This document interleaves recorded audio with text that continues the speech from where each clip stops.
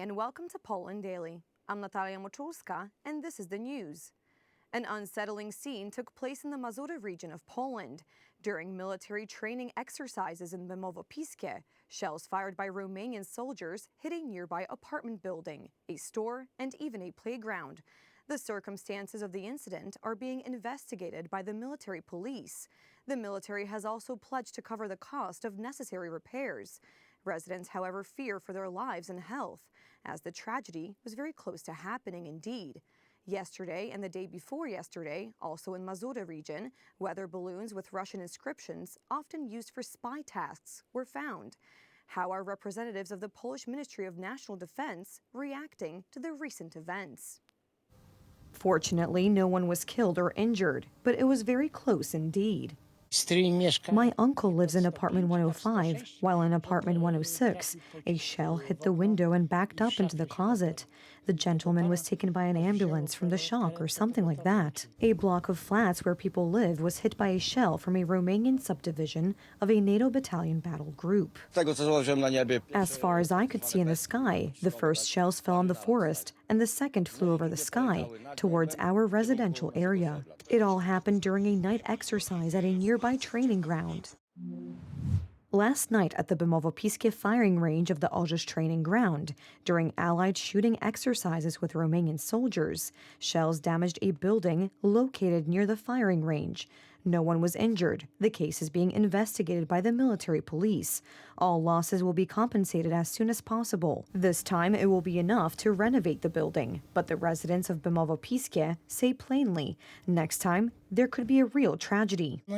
Unfortunately, that's not the direction they were shooting at. They just got it wrong. One of the shells hit a nearby store. Another bullet hit slides at a local playground. It's well known. With the firing range, we target places intended for it, not buildings or something. Residents are scared, and the authorities are silent.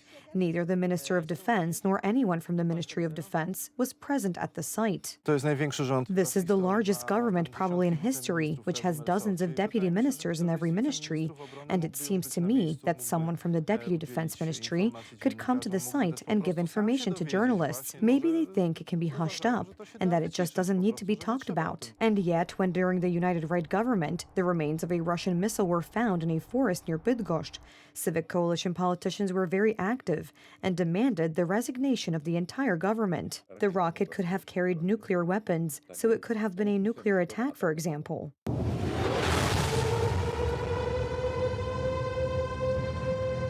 The one piece of information should blow up the entire government. Meanwhile, this is yet another problem with the safety of Poles since the civic coalition took power. In the past 2 days alone, 2 weather balloons with Russian inscriptions flew into Polish airspace, unnoticed by anyone. Such devices are often used for espionage tasks. One of them fell near Pisz. A person concerned about the find notified the services. Police officers of the Pisz District Police Station secured the site and the indicated object, which appeared to be a fragment of a weather balloon. The day before yesterday, a similar device was found in a forest near Olsztyn. Do you feel safe after what happened here? Not really, because we are not sure what exactly it was and how it even got across the border, which is supposedly guarded. The defense minister has also downplayed the issue. Our systems neither today nor a few days ago recorded any objects of a military nature, so everything points to the fact that this is a civilian object. That is why there is no military, and that is why the police are dealing with this matter. The new government also trivialized a similar situation when other objects flew into Polish airspace in March. This is not the kind of situation that could reassure me, and I think it will not reassure most Poles either, because we can see that I think, unfortunately, but in terms of ensuring Poland's security, the government is not in control and is trying to downplay this. We should also recall the Black series of fatal accidents in the Polish army. In May, Sergeant Mateusz Sitek, who was stabbed to death by an illegal immigrant, died. Earlier, 2 soldiers were fatally hit at the Drawsko-Pomorskie training ground. Also in April, at the training ground in Bemowo-Piskie, a Spanish soldier, a participant in NATO exercises organized in Poland, was killed. Konrad Wąż, Republika. Today's Rzeczpospolita writes what we have said many times before. All indications are that the contract for the next batch of Korean K2 tanks for Poland is moving away into the indefinite future. The same is true of the production of these tanks in Poland. The new government is radically delaying contracts, which were signed while the United Right was still in power. All of this in a situation where a Putin-induced Russian war is underway at our borders, and modern military equipment is in high demand. The contract for the next batch of 180 Korean K2 tanks will not be signed in early September, contrary to what Poland's defense ministry chief said not long ago. The production of the vehicles in Poland, which was arranged by the Law and Justice government, is also in question. The armaments agency, which is subordinate to the defense ministry, argues that there is no problem. We would like to inform you that the just negotiated second contract for the purchase of the next batch of K2 tanks, as well as their Polonization and production in Poland, is not in jeopardy. That's what the head of this agency has been saying for a long time. Successively, all the contracts that were previously in the plans are being signed. Believe me, the armaments agency is doing its best to act at such a pace of smooth operation, adequate to any threats. So much for the fact that according to the provisions of the framework contracts for the K2 tanks, signed back when Minister Błaszczak was still in office, the current leadership of the ministry should have signed executive contracts by the end of June. By June of this year, everything should have been finalized and these contracts should have been concluded. And thus, we should have been able to carry out this Polonization process, where we were supposed to ultimately create the K2PL tank from the K2 tank. According to the contracts signed by Law and Justice, a total of 1,000 of these vehicles were to come to Poland, 600 of which were to be built at the Military Automotive Works in Poznań. The current leadership of the Ministry of Defense is clearly struggling to move from the framework agreements that were signed in previous years to the executive agreements that stipulate deadlines for the financial terms of delivery and the degree of Polonization. Because in addition to the tanks produced in South Korea, Poland was supposed to buy their production line, along with the latest technologies needed to build them. Poland lost the production capacity of tanks, and today, after many, many years, we can regain this capacity. This cooperation with the Korean side gave this opportunity. However, Tusk's coalition, even before taking power, from the beginning strongly criticized the purchases agreed by Law and Justice with the United States and South Korea. The arms industry is swamped with orders everywhere, including the United States, South Korea, and Europe. Therefore, it was a huge achievement of the United Right and Minister Mariusz Błaszczak that they managed to get this Korean direction up and running. However, this does not mean that the Koreans will wait indefinitely. It seems that one of the reasons for the problems with the purchase of Korean tanks may be the shortfalls in the state budget since the new government took over. There is simply not enough money in the Ministry of Defense.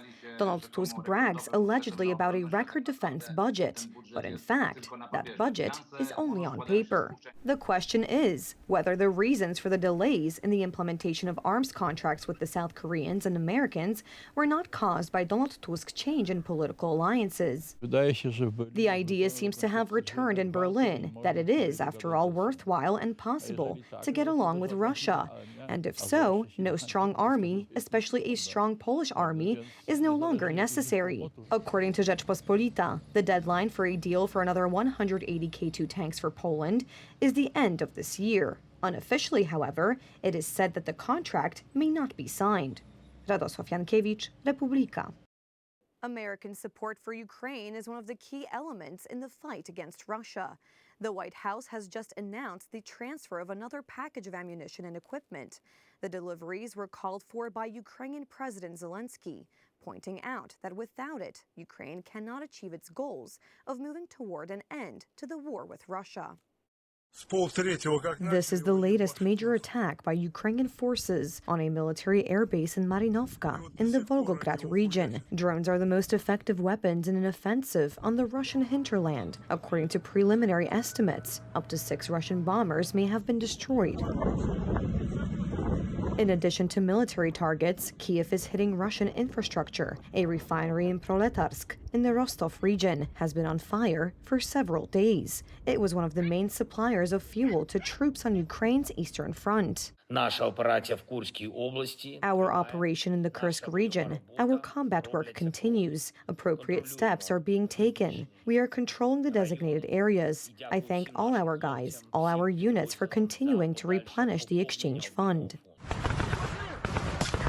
According to observers, the offensive and the offensive actions in the Kursk region are aimed at forcing Russia to negotiate. The exchange fund is supposed to be the collateral needed for them. The problem is that the Russians so far prefer to sacrifice part of their own territory, but not to stop the offensive in the Donbass. They are trying to indicate that this operation in the Kursk region does not matter to them and that they will continue to carry out operations in the Donbass direction, which I think is realistic, meaning it is what it is. You have seized this bit of land for yourself, it's your problem. Moscow says that after the attack on the Kursk region, Kiev can forget about negotiations. But even Russian partners are already talking openly about it. The Indian Prime Minister, who visited Putin a little over a month ago, arrived in Kiev for a purely courteous visit. There were too many symbols here that have significance for both Ukraine and Russia. The way to a solution lies only in dialogue, in diplomacy, and we should move in that direction without wasting any time. Both sides will have to sit down together and find ways out of this crisis. I would like to assure you that India is ready to play an active role in any effort for peace. Ukraine condemned Prime Minister Modi's recent visit to Moscow, but it seems that India is playing its own game, in which it wants to take over the reins as peacemakers and co-architects of the New World Order. This is also showing Russia that India is not happy with what Russia is doing, and this is a very important and significant signal. All the more so because China, which has been fighting with India for decades over its position, not only in the Far East, and which has actually sided quite clearly with Moscow here, has become equally actively involved in these games. Kamil Trzaska, Republika. Brian Berg from the U.S. broke a Guinness World Record by building the world's tallest house of cards in the limited time of only 8 hours. Using only cards, no glue or sticky tape, he managed to build 54 floors. Interestingly, on the roof of the house, he placed the latest model of the phone produced by his sponsor. Whenever it's a timed challenge, you're kind of forced to make decisions that you might not make if you had all the time in the world. You're doing your best work, but because of speed being of the essence, you just have to hope that good enough is good enough. I've seen so many records being attempted over the years. Brian is the absolute card stacking master. So today, Brian, you're attempting your record for the tallest house of cards built in 8 hours.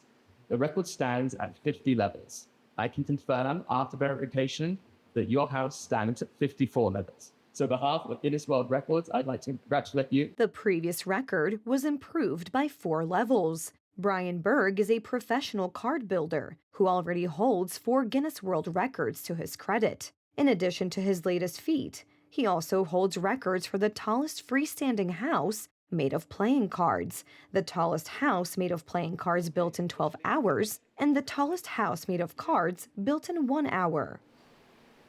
That's all for the news tonight. Thank you so much for joining us, and have a wonderful evening.